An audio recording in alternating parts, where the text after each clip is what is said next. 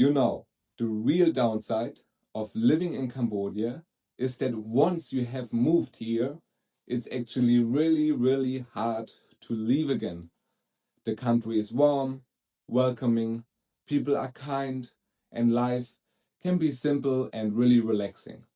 But of course, no place in the world is perfect. So today, I want to talk about the real downsides of living in Cambodia. The everyday challenges you should know about if you ever plan to visit or even to stay for Cambodia in long term. Let's start with one of the most visible things. It's the trash. In the cities like Phnom Penh, Siem Reap, and Battambang, they do try to clean every day.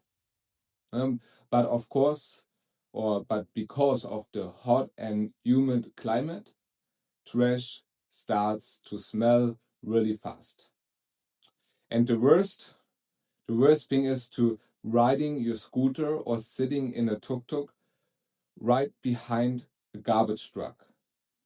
That smell stays with you. It's really bad.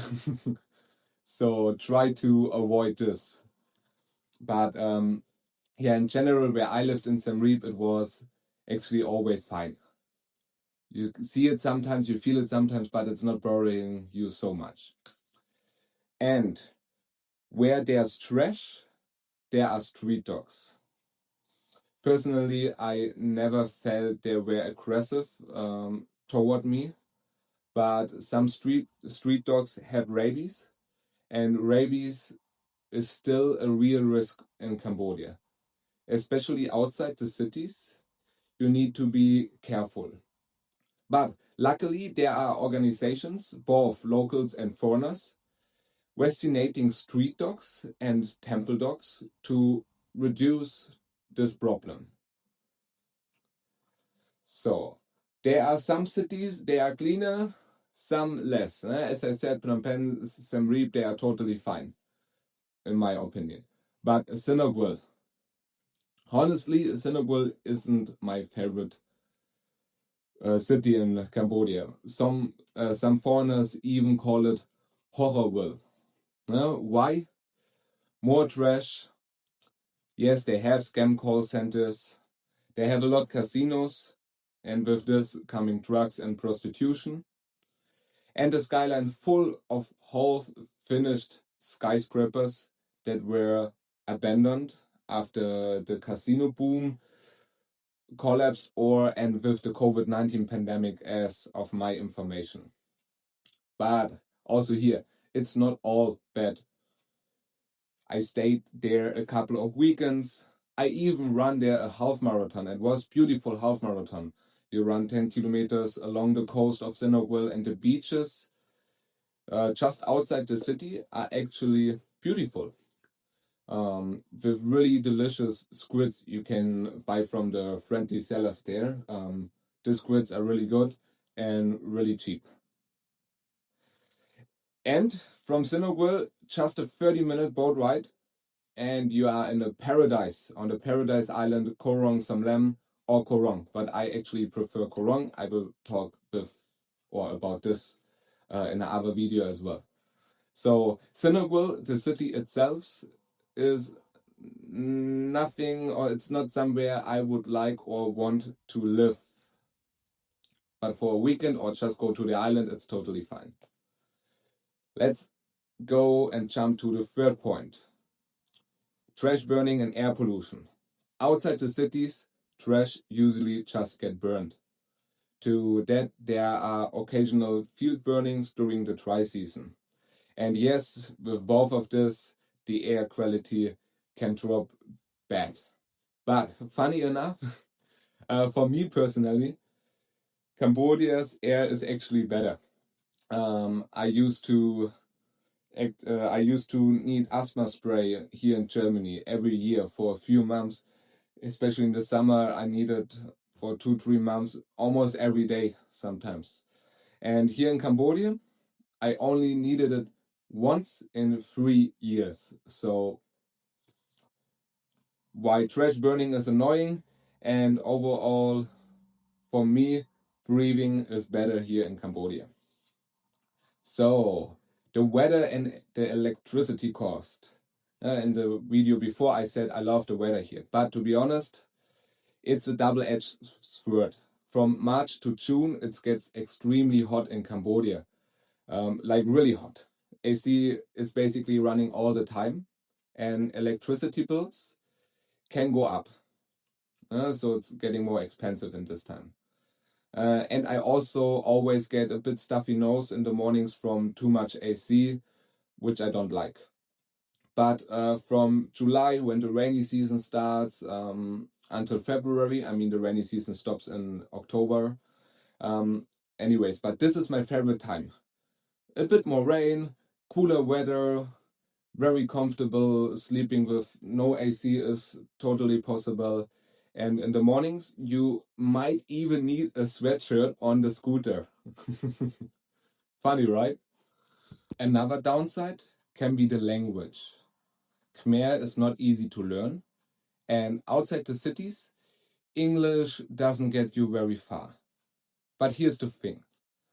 Cambodians don't judge you for not speaking Khmer. It's actually quite the opposite. They often feel sorry that they can't speak English, and they will try still try to understand you. For me, that's very different compared to Europe or Latin America. In Latin America, I think they just don't care if you don't speak Spanish.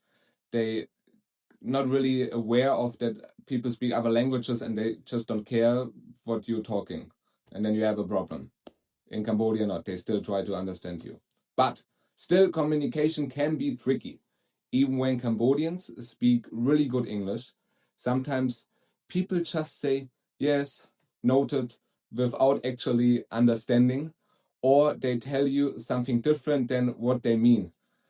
And for me as well, I'm German, and for Germans, punctuality and kind of clear communications are quite important for us Germans.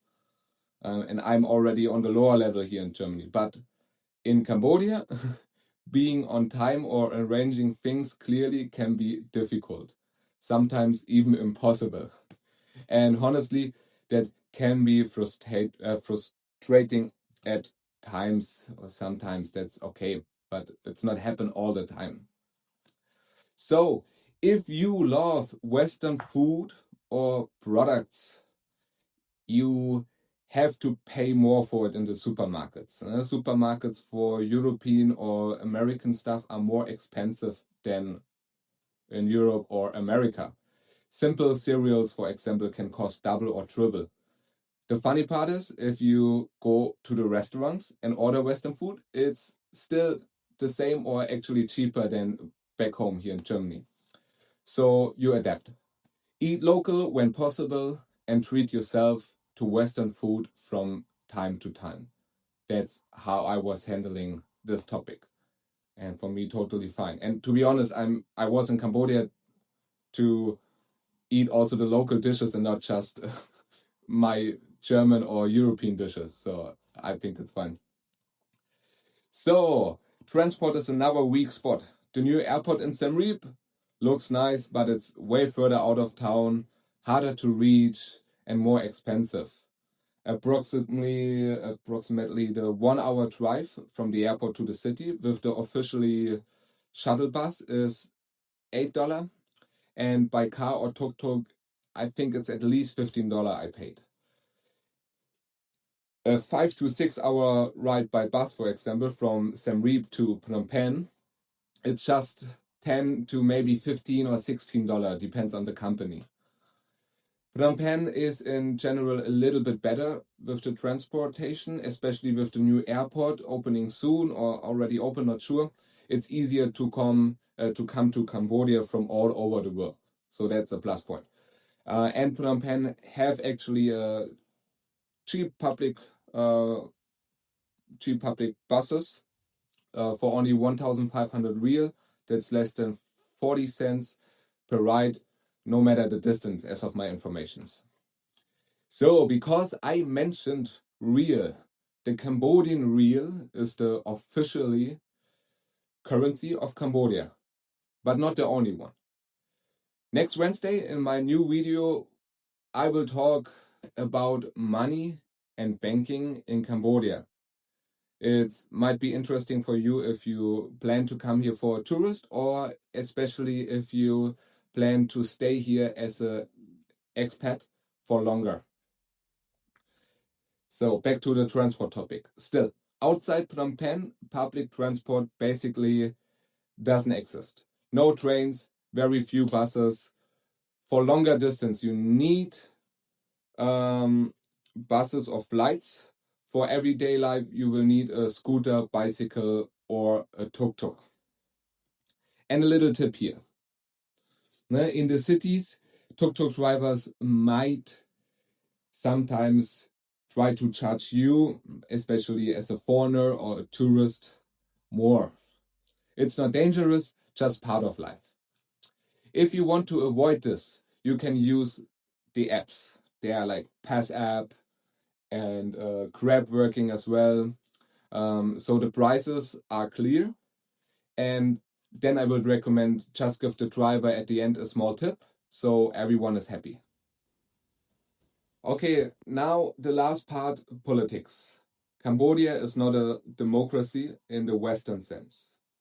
Hun Sen ruled for decades and passed power to his son in 2023. But here's the thing, everyday life goes on.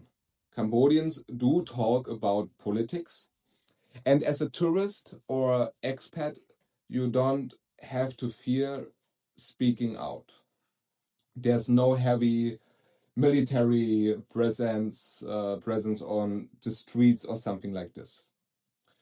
Personally, I actually feel a bit safer in Cambodia than here in Germany, despite Germany being a perfect democracy. You can watch the video about safety in Cambodia on my channel.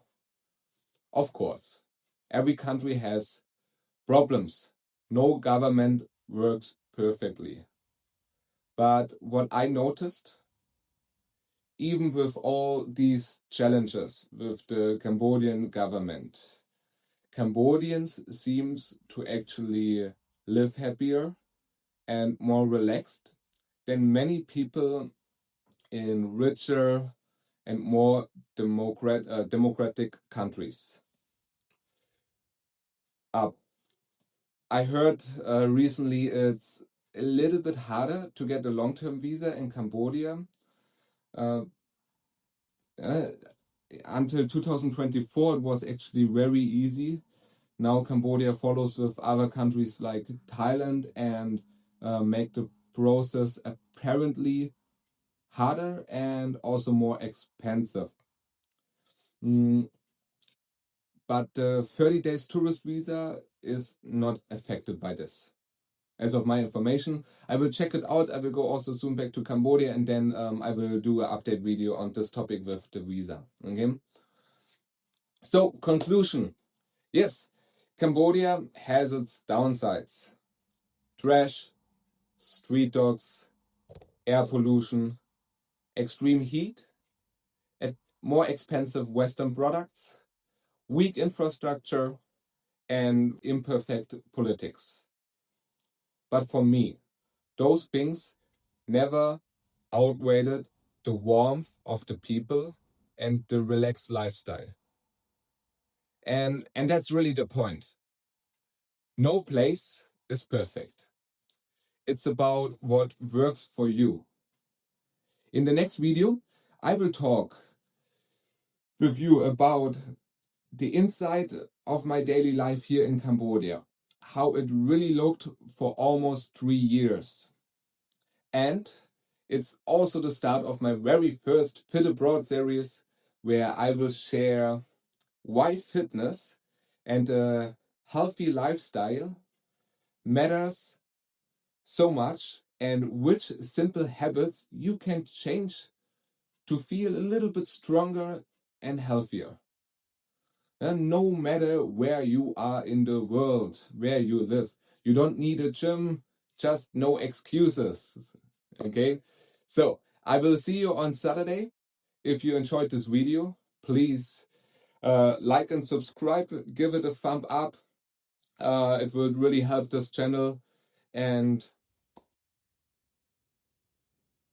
yeah, then I would say let's live, move, and grow physically, mentally, and culturally.